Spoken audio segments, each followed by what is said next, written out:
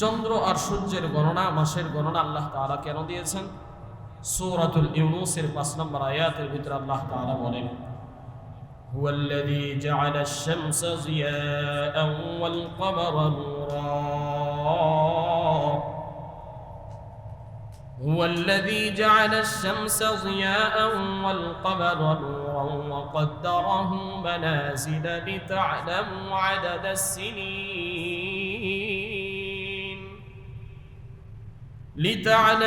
عدد السنين والحساب।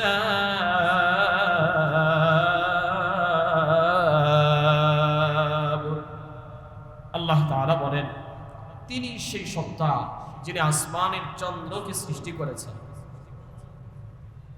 জাআলাশ শামসা সূর্যকে সৃষ্টি করেছেন, জিয়াআ আলোকিত করে, ওয়াল কমারা নূরা তারকারাজিগুলোকেও চন্দ্রগুলোকেও আল্লাহ তাআলা নূর আলোকিত করেছেন।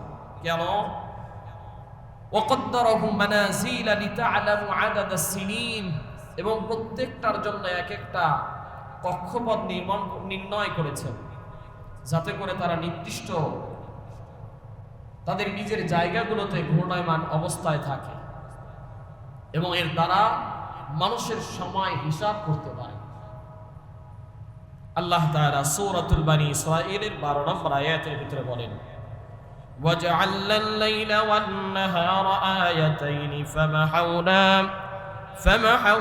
আয়াতাল লাইলি ওয়াজআলনা আয়াতান নাহার আয়াতান নাহারি মুবসিরাতান লিতাবতাগু ফাদলাম মির রাব্বিকুম ওয়া লিতা'লামু আদাদাস সিনিনা ওয়াল হিসাব ওয়া কুল্লা শাইইন ফাসসালনাহু তাফসীলা। আল্লাহ তাআলা বলেন, আমি আল্লাহ তাআলা রাত এবং দিনকে দুইটি নিদর্শন স্বরূপ সৃষ্টি করেছি। কেন?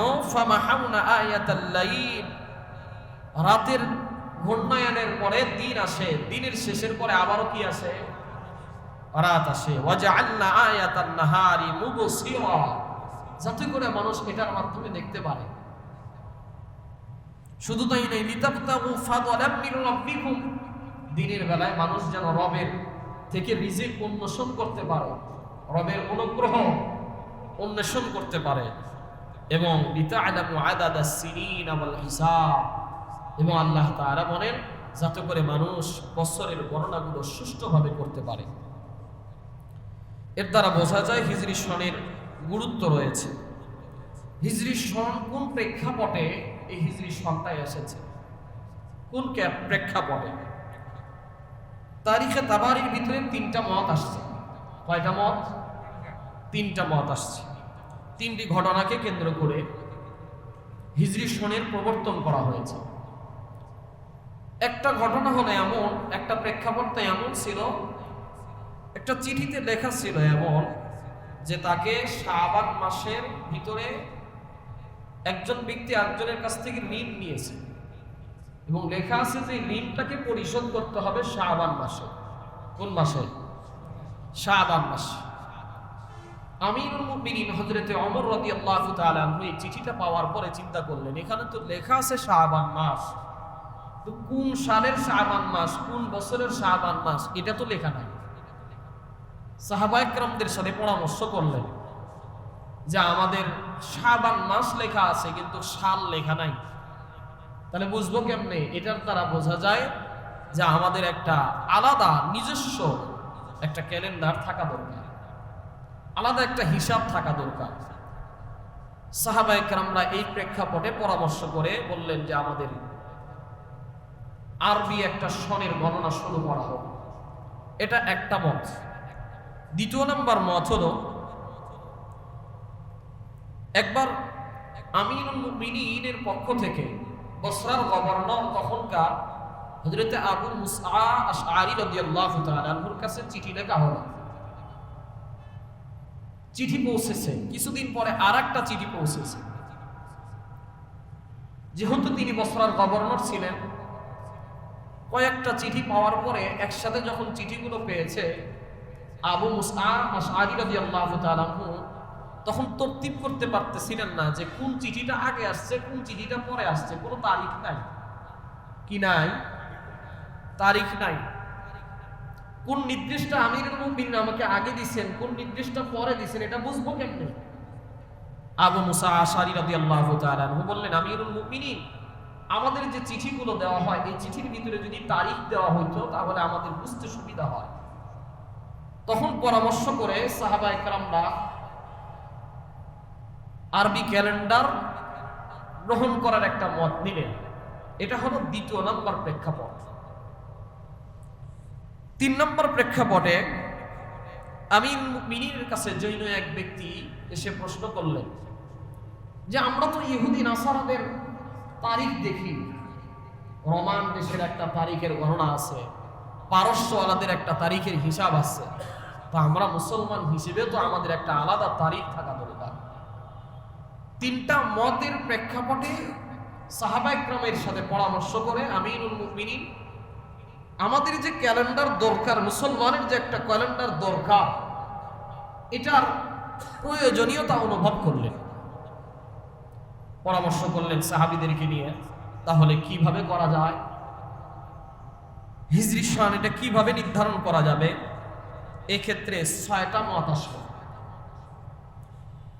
একজন ব্যক্তি পরামর্শ দিলেন যে পারস্যরা যেভাবে দিন তারিখ গণনা করে, আমরা মুসলমান, আমাদের কাছে যেহেতু পারস্য, আমরা পারস্যের দেশ হিসেবেই পারস্যের দিন তারিখ হিসেবেই গণনা করি।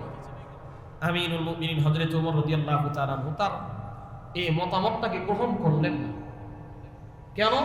কারণ পারস্যের সিস্টেম ছিল বাদশা মারা গেলেই তারিখ চেঞ্জ, আবার আরেক বাদশা এসে আরেকটা নতুন তারিখ ঘোষণা করত, নতুন ক্যালেন্ডার ঘোষণা করত। আর এক সাহাবী পরামর্শ দিলেন তাহলে রোমানদের অনুসরণে করা হোক। আমিরুল মুমিনিন সেই পরামর্শটাকে গ্রহণ করলেন না। সেখানেও তিনি বললেন যে না, এটার ভিতরে সমস্যা আছে। আরেকজন সাহাবী বললেন তাহলে আমরা রাসূলের যখন নবুয়তি পেয়েছেন, রাসূলের নবুয়তি পাওয়ার পর থেকে নিয়ে আমরা তারিখ গণনা শুরু করি, আমাদের ক্যালেন্ডারের হিসাব শুরু করি। এটা একটা মত নেওয়া হলো। আরেকজন সাহাবী বললেন না, রাসূল তো দুনিয়াতে আসছে, রাসূল আসাটাই তো রহমত, রাসূলের জন্মদিন থেকে শুরু করে নিয়ে আমরা তারিখ গণনা করি। সাউন্ড একটু কমায় দেন। 5 নাম্বার আরেকজন সাহাবী বিশেষ করে হযরত আলী রাদিয়াল্লাহু তাআলা আনহু মতামত দিলেন, আমিরুল মুমিনিন, আমরা যদি নবীজির জন্ম থেকে হিসাব করতে যাই অনেক ডিফারেন্স হয়ে যাবে। যদি নবীজির নবুয়ত থেকে শুরু করতে যাই আমাদের ভিতরে অনেক সমস্যা তৈরি হবে। তবে আমার মতামত হলো রাসূল যখন হিজরত করেছে, মক্কা থেকে হিজরত করে মদিনায় আসছেন, তো হিজরতের সময় থেকে নিয়ে আমরা তারিখটা গণনা করলে মনে হয় আমাদের জন্য উপকার। কেননা হিজরতের পর থেকে হক আর বাতিলের পার্থক্য হয়ে গেছে। মতামত দেওয়া হলো আরেকটা, না, হিজরতের পর থেকে নিয়ে রাসূলের ইন্তেকালের পর থেকে নিয়ে গণনা করা হোক।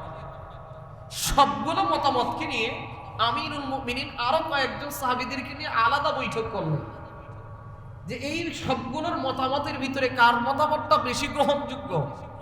সবাই বললেন হযরত আলী রাদিয়াল্লাহু তাআলা আনহুর মতামতটাই বেশি গ্রহণযোগ্য, কারণ তিনি বলেছেন হক বাতিলের পার্থক্য, আমরা এমন একটা ক্যালেন্ডার করব যেটা রোমানদের সাথে আমাদের মিলবে না, পারস্যের সাথে মিলবে না, ইহুদি নাসারাদের সাথে মিলবে না।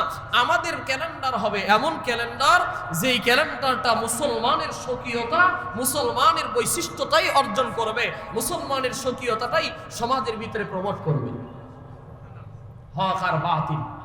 তখন থেকে নিয়ে রাসূলের হিজরতের পর থেকে নিয়ে আরবি ক্যালেন্ডার হিজরি সন গণনা করা শুরু হলো।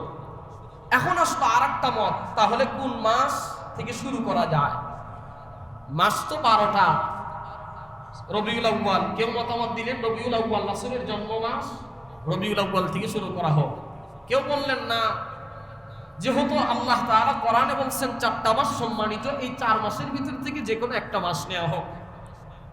কেউ কেউ মতামত দিলেন যখন হাজিরা হজ করে যায় তখন আর মানুষের কোনো ক্লান্তি থাকে না, কাজ থাকে না, হজের পর থেকে নিয়ে যখন আমরা মাস গণনা শুরু করব, তখন মুসলমানের জন্য এটা সহজ হয়ে যাবে। হজের পরের মাস কি বলে? জিলহজ মাসে হজ হয়। কোন মাসে? এখানে অনেকগুলো বিধান আছে। কুরবানি হয় জিলহজ মাসে। মুসলমানদের বড় ধর্মীয় একটা ভিত্তি, সেটা হলো হজের অনুষ্ঠান এই জিলহজ মাসে করা হয়।